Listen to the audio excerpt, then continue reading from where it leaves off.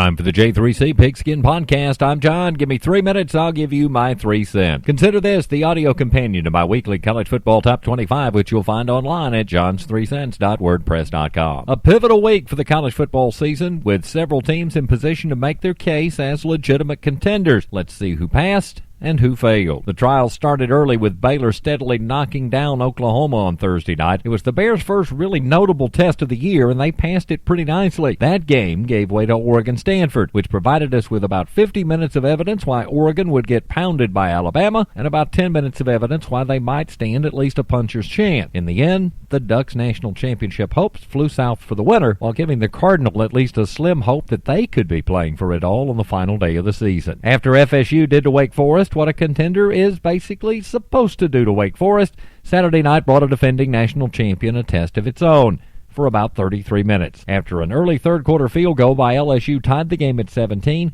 Alabama outgained the Tigers 228-17 and outscored them 21-0.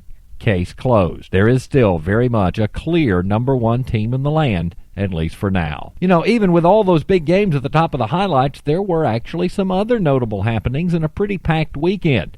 Both Missouri and Auburn did what they should do to overmatch teams, especially the Tigers, or the further west version of the Tigers, that is. To keep winning with a backup quarterback as they've done impressed me more with Missouri than perhaps the wins that preceded Franklin's injury. That's a pretty good football team. Virginia Tech relegated Miami to maybe next year status with a rather thorough beatdown in Miami, no less.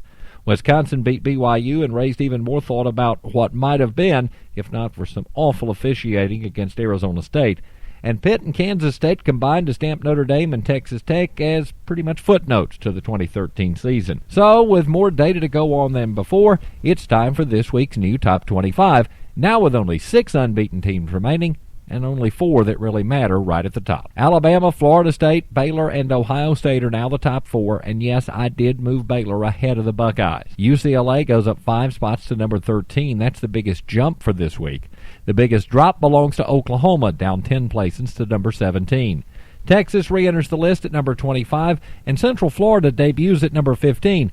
That's actually higher than I would like to have debuted them, to be honest. Consider it more of a correction of a previous omission more than some sudden change in how good I really think UCF really is. Don't forget that you can see the entire Top 25 every week just by hitting the blog at johns3cents.wordpress.com. Coming up this weekend, there's Georgia Tech at Clemson. That's actually Thursday night. Oklahoma State goes to Texas on Saturday. Georgia plays at Auburn also Saturday afternoon. Then Saturday night, it's Stanford at a suddenly resurgent Southern Cal. I'm John, and that's my 3 cents.